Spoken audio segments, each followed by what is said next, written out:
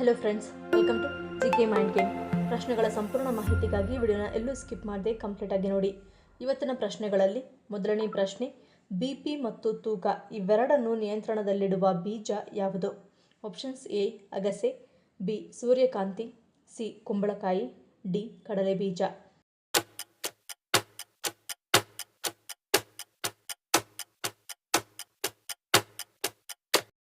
ಸರಿಯಾದ ಉತ್ತರ option C ಕುಂಬಳಕಾಯಿ ಬೀಜ. ಕುಂಬಳಕಾಯಿ ಬೀಜಗಳು ಇನ್ಸುಲಿನ್ ಅನ್ನು ಸುಧಾರಿಸುತ್ತದೆ ಮತ್ತು ಮಧುಮೇಹದ ತೊಂದರೆಗಳನ್ನು ತಡೆಯುತ್ತದೆ. ಇದರ ಗ್ಲೈಸೆಮಿಕ್ ಇಂಡೆಕ್ಸ್ ಕೂಡ ಕಡಿಮೆ. ಇದರಲ್ಲಿರುವ ಪ್ರೋಟೀನ್ ಮತ್ತು ಫೈಬರ್ ಹಸಿವನ್ನು ಮತ್ತು ತೂಕವನ್ನು ನಿಯಂತ್ರಿಸುತ್ತದೆ. ಒಳ್ಳೆಯ ವಿಷಯವೆಂದರೆ 100 ಗ್ರಾಂ ಕುಂಬಳಕಾಯಿ ಬೀಜಗಳು ಕೇವಲ 164 ಕ್ಯಾಲರಿಗಳನ್ನು ಹೊಂದಿರುತ್ತವೆ. ಇವುಗಳನ್ನು ನಿಯಮಿತವಾಗಿ ಸೇವಿಸುವುದರಿಂದ BP ಕೂಡ ನಿಯಂತ್ರಣದಲ್ಲಿರುತ್ತದೆ. ಎರಡನೇ ಪ್ರಶ್ನೆ, ನರಕಾಸುರನನ್ನು ಕೊಂದವರು ಯಾರು ಮತ್ತು ಯಾವ ಯುಗದಲ್ಲಿ? Options A Shrirama Tretayuga, B Shrikrishna Dwapara Yuga, C Narayana Satyayuga, D Shiva ಕಲಿಯುಗ.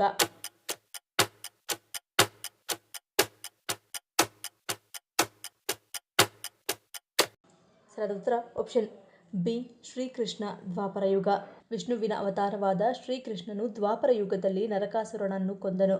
ಶ್ರೀಕೃಷ್ಣನು ತನ್ನ ಶೌರ್ಯ ಮತ್ತು ದೈವಿಕ ಶಕ್ತಿಗಳಿಗೆ ಹೆಸರುವಾಸಿಯಾಗಿದ್ದನು ಮತ್ತು ಭೂಮಿಯ ಮೇಲೆ ಶಾಂತಿ ಮತ್ತು ಸದಾಚಾರವನ್ನು ಪುನಃ ಸ್ಥಾಪಿಸಲು ನರಕಾಸುರನನ್ನು ಸೋಲಿಸಿದನು. ಈ ಘಟನೆಯನ್ನು ದೀಪಾವಳಿಯ ಹಬ್ಬವಾಗಿ ಆಚರಿಸಲಾಗುತ್ತದೆ. ಇದು ಕೆಟ್ಟದ್ದರ ಮೇಲೆ ಒಳ್ಳೆಯದ ವಿಜಯದ ಸಂಕೇತವಾಗಿದೆ. ಮೂರನೇ ಪ್ರಶ್ನೆ, ಹಾರ್ಟ್ ಆಪರೇಷನ್ಗೂ ಮುನ್ನ ವೈದ್ಯರು ಕೈ ತೊಳೆಯುವುದು ಯಾವ ಕಾರಣಕ್ಕೆ? ಆಪ್ಷನ್ಸ್ ಎ ಊಟದ ವಾಸನೆ, ಬಿ ಪ್ರಯಾಣ, ಸಿ ಸುರಕ್ಷತೆ, ಡಿ ನೈರ್ಮಲ್ಯ.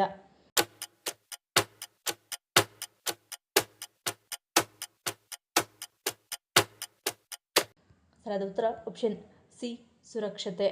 ಹೃದಯ ಶಸ್ತ್ರಚಿಕಿತ್ಸೆಯ ಸಮಯದಲ್ಲಿ ರೋಗಿಯ ಸುರಕ್ಷತೆಯನ್ನು ಖಚಿತಪಡಿಸಿಕೊಳ್ಳುವುದು ಅತ್ಯಂತ ಮುಖ್ಯ. ಸಾಮಾನ್ಯವಾಗಿ ವೈದ್ಯರು ಶಸ್ತ್ರಚಿಕಿತ್ಸಕರು ಆಪರೇಷನ್ಗೂ ಮುನ್ನ ತಮ್ಮ ಕೈಗಳನ್ನು ತೊಳೆಯುತ್ತಾರೆ, ಏಕೆಂದರೆ ತಮ್ಮ ಚರ್ಮವು ಸ್ವಾಭಾವಿಕವಾಗಿ ಅನೇಕ ಸೂಕ್ಷ್ಮಜೀವಿಗಳು, ಬ್ಯಾಕ್ಟೀರಿಯಾಗಳು ಮತ್ತು ವೈರಸ್ಗಳನ್ನು ಆಶ್ರಯಿಸುತ್ತದೆ. ಇವು ಶಸ್ತ್ರಚಿಕಿತ್ಸೆಯ ಸಮಯದಲ್ಲಿ ರೋಗಿಯಲ್ಲಿ ಸೋಂಕನ್ನು ಉಂಟುಮಾಡಬಹುದು.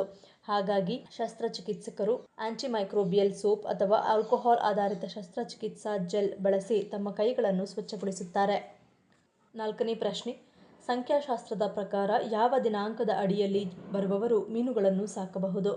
Options A 2-11-20, B 4-13-22, C 5-14-23, D 7-16-25.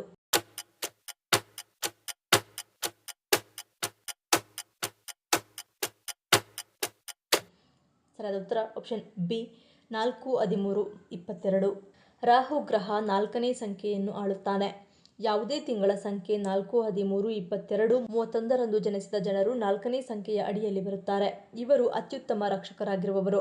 ಸಂಖ್ಯಾಶಾಸ್ತ್ರದ ಪ್ರಕಾರ ಇವರಿಗೆ ಸೂಕ್ತವಾದ ಪ್ರಾಣಿ ಮೀನು. 4ನೇ ಸಂಖ್ಯೆಯನ್ನು ಹೊಂದಿರುವ ಜನರು ಮೀನುಗಳನ್ನು ಸಾಕುವುದರ ಮೂಲಕ ಮನೆ ಸಂಪತ್ತನ್ನು ಹೆಚ್ಚಿಸುತ್ತಾರೆ. ಐದನೇ ಪ್ರಶ್ನೆ, ಕಾಲುವೆಗಳ ನಾಡು ಎಂದು ಯಾವ ದೇಶವನ್ನು ಕರೆಯುತ್ತಾರೆ?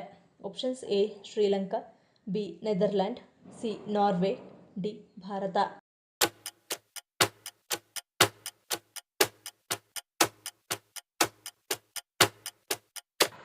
ಸರಿಯಾದ ಉತ್ತರ ಆಪ್ಷನ್ ಬಿ ನೆದರ್ಲ್ಯಾಂಡ್. ಸಾರಿಗೆ, ಪ್ರವಾಸೋದ್ಯಮ ಮತ್ತು ಪ್ರವಾಹ ನಿಯಂತ್ರಣವನ್ನು ಬೆಂಬಲಿಸುವ ವಿಶಾಲ ಮತ್ತು ಐತಿಹಾಸಿಕ ಜಲಮಾರ್ಗ ಜಾಲಕ್ಕಾಗಿ ನೆದರ್ಲ್ಯಾಂಡ್ಸ್ ಅನ್ನು ಕಾಲುವೆಗಳ ದೇಶ ಎಂದು ಕರೆಯಲಾಗುತ್ತದೆ. ಆರನೇ ಪ್ರಶ್ನೆ, ಚೆಕ್ನ ಹಿಂಭಾಗ ಸೈನ್ ಮಾಡುವ ಮುಖ್ಯ ಉದ್ದೇಶವೇನು? ಆಪ್ಷನ್ಸ್ ಎ ಸುರಕ್ಷತೆ, ಬಿ ಬ್ಯಾಂಕ್ ನಿಯಮ, ಸಿ ಸಹಿ ಪರೀಕ್ಷಿಸಲು, ಡಿ ಮೇಲಿನ ಎಲ್ಲವೂ.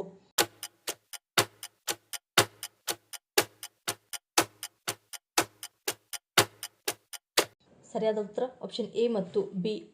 ಕ್ಯಾಷಿಯರ್ ನಿಮಗೆ ಪುರಾವೆಯಾಗಿ ಅಥವಾ ವಹಿವಾಟು ಪೂರ್ಣಗೊಂಡಿದೆ ಎಂದು ತೋರಿಸಲು ಚೆಕ್ನ ಹಿಂಭಾಗಕ್ಕೆ ಸಹಿ ಮಾಡುವಂತೆ ಕೇಳುತ್ತಾರೆ. ಇದನ್ನು ಕೇವಲ ನಿಯಮಕ್ಕಾಗಿ ಮಾಡಲಾಗುತ್ತದೆ. ಹಾಗೆ ಮಾಡಲು ಇನ್ನೊಂದು ಕಾರಣವೂ ಇದೆ. ಟೋಕನೈಸ್ ಮಾಡಿದ ನಂತರ ನಿಮ್ಮ ಚೆಕ್ ನಿಜವಾಗಿಯೂ ಕಳೆದು ಹೋಗಿದೆ ಎಂದು ಭಾವಿಸೋಣ. ಅಪರಿಚಿತರು ಹಣವನ್ನು ಹಿಂಪಡೆಯಲು ಬ್ಯಾಂಕ್ಗೆ ಬಂದು ಸಹಿ ಮಾಡಲು ಕೇಳಲಾಗುತ್ತದೆ. ಅಂತಹ ಸಂದರ್ಭದಲ್ಲಿ ಸಹಿ ಮಾಡಲಾಗುವುದಿಲ್ಲ. ಆಗ ಕಳ್ಳ ಸಿಕ್ಕಿಬೀಳುತ್ತಾನೆ. ಈ ಉದ್ದೇಶದಿಂದ ಬ್ಯಾಂಕ್ನ ಚೆಕ್ನ ಹಿಂಭಾಗ ಸಹಿಯನ್ನು ಹಾಕಲು ಹೇಳಲಾಗುತ್ತದೆ. ಏಳನೇ ಪ್ರಶ್ನೆ, ನೀವು ಯಂಗ್ ಆಗಿ ಕಾಣಲು ಅತಿ ಮುಖ್ಯವಾದ ವಿಟಮಿನ್ ಯಾವುದು? Options A vitamin C, B vitamin D, C vitamin E, D vitamin B6.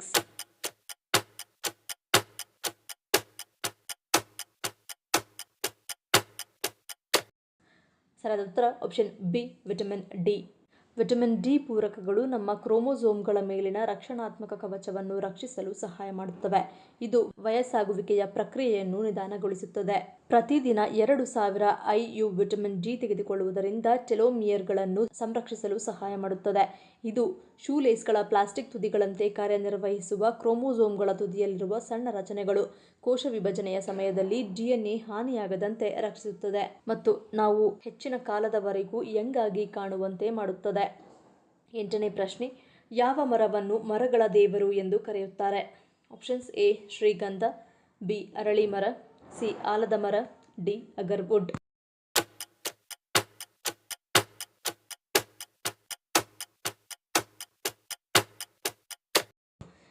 ಸರಿಯಾದ ಉತ್ತರ ಆಪ್ಷನ್ ಡಿ ಅಗರ್ವುಡ್. ಜಗತ್ತಿನಾದ್ಯಂತ ಸಾವಿರಾರು ವಿಧದ ಮರಗಳಿವೆ, ಆದರೆ ಅವುಗಳ ಪೈಕಿ ಅಗರ್ವುಡ್ ಎಂದರೆ ಒಂದು ಅತಿ ಅಪರೂಪದ ಮತ್ತು ಅತ್ಯಂತ ದುಬಾರಿ ಮರ. ಈ ಮರವು ಪ್ರತಿ ಕಿಲೋಗ್ರಾಂಗೆ 2 ಲಕ್ಷ ರುಗಳಿಂದ 73 ಲಕ್ಷ ರುಗಳವರೆಗೆ ಮಾರಾಟವಾಗುತ್ತದೆ. ಅಗರ್ವುಡ್ ಮರವನ್ನು ಮರಗಳ ದೇವರು ಎಂದು ಕರೆಯುತ್ತಾರೆ. ಅಗರ್ವುಡ್ ಮರಗಳು ಹೆಚ್ಚಾಗಿ ಈಶಾನ್ಯ ಭಾರತದಲ್ಲಿ ಕಂಡುಬರುವ ಮರವಾಗಿದೆ. ವಿಶೇಷವಾಗಿ ತ್ರಿಪುರದ ರಾಜಧಾನಿ ಅಗರ್ತಲಾದಲ್ಲಿ ಈ ಕೃಷಿ ವ್ಯಾಪಕವಾಗಿದೆ. ಈಗ ಇದರ ಬೆಳೆಯನ್ನು ಉತ್ತರ ಪ್ರದೇಶದ ಪ್ರಯಾಗ್ರಾಜ್ ಪ್ರದೇಶದಲ್ಲಿಯೂ ಪ್ರಾರಂಭಿಸಲಾಗಿದೆ. 9ನೇ ಪ್ರಶ್ನೆ, ಅಡುಗೆ ಮನೆಯಲ್ಲಿ ಉಪ್ಪನ್ನು ಯಾವ ದಿಕ್ಕಿನಲ್ಲಿ ಇಡಬೇಕು ಎನ್ನುತ್ತಾರೆ? ಆಪ್ಷನ್ಸ್ ಎ ಆಗ್ನೇಯ, ಬಿ ವಾಯುವ್ಯ, ಸಿ ನೈಋತ್ಯ, ಡಿ ಈಶಾನ್ಯ.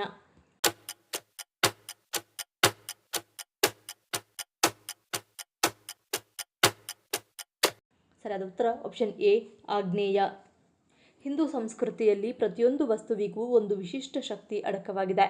ಅದರಲ್ಲೂ ಅಡುಗೆ ಮನೆಯ ಪ್ರಮುಖ ಅಂಶವಾದ ಉಪ್ಪು ಕೇವಲ ಆಹಾರದ ರುಚಿಯನ್ನು ಹೆಚ್ಚಿಸುವುದಲ್ಲ, ಅದು ಜೀವನದ ಶಕ್ತಿಯ ಸಮತೋಲನಕ್ಕೂ ಕಾರಣವಾಗುತ್ತದೆ. ಉಪ್ಪು ಶನಿಗ್ರಹದೊಂದಿಗೆ ಆಳವಾದ ಸಂಬಂಧ ಹೊಂದಿದೆ ಮತ್ತು ಮನೆಯಲ್ಲಿ ಸಕಾರಾತ್ಮಕ ಶಕ್ತಿಯನ್ನು ಕಾಪಾಡಿಕೊಳ್ಳಲು ಸಹಾಯವಾಗುತ್ತದೆ. ಅಡುಗೆ ಮನೆಯಲ್ಲಿ ಉಪ್ಪನ್ನು ಆಗ್ನೇಯ ದಿಕ್ಕಿನಲ್ಲಿ ಇಡುವುದು ಅತ್ಯಂತ ಶುಭಕರ. ಈ ದಿಕ್ಕು ಬೆಂಕಿಯ ಕೋನ ಎಂದು ಕರೆಯಲ್ಪಡುತ್ತದೆ. ಇದು ಶಕ್ತಿಯ ಮೂಲದ ಸಂಕೇತವಾಗಿದೆ. ಈ ದಿಕ್ಕಿನಲ್ಲಿ ಉಪ್ಪನ್ನು ಇಡುವುದರಿಂದ ಮನೆಯಲ್ಲಿ ಆರೋಗ್ಯಕರ ವಾತಾವರಣ ನಿರ್ಮಾಣವಾಗುತ್ತದೆ ಮತ್ತು ಕುಟುಂಬದ ಸದಸ್ಯರು ಅನಾರೋಗ್ಯದಿಂದ ದೂರವಿರುತ್ತಾರೆ. ಇದು ಶಕ್ತಿ ಸಮತೋಲನವನ್ನು ಕಾಪಾಡಿ ಮನೆಯಲ್ಲಿ ಸಕಾರಾತ್ಮಕ ಚೈತನ್ಯವನ್ನು ನೀಡುತ್ತದೆ. 10ನೇ ಪ್ರಶ್ನೆ, ಸಣ್ಣ ಮೂತ್ರಪಿಂಡದ ಕಲ್ಲುಗಳನ್ನು ಕರಗಿಸುವಲ್ಲಿ ಯಾವುದು ಪರಿಣಾಮಕಾರಿಯಾಗಿದೆ? ಆಪ್ಷನ್ಸ್ ಎ ಮೊಸರನ್ನ, ಬಿ ತುಳಸಿ ಚಹಾ, ಸಿ ದಾಳಿಂಬೆ, ಡಿ ಮಜ್ಜಿಗೆ.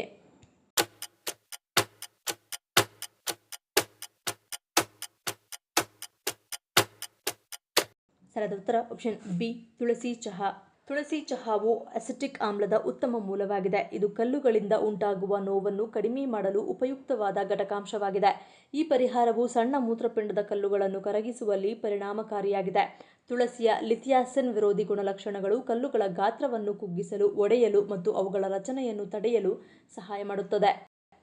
11ನೇ ಪ್ರಶ್ನೆ, ಎಲ್ಲ ವಿಷಯಗಳ ಪಿತಾಮಹ ಎಂದು ಯಾರನ್ನು ಕರೆಯಲಾಗುತ್ತದೆ?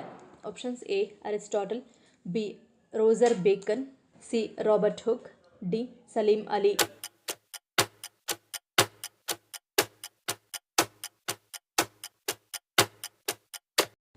ಸರಿಯಾದ ಉತ್ತರ ಆಪ್ಷನ್ ಎ ಅರಿಸ್ಟಾಟಲ್.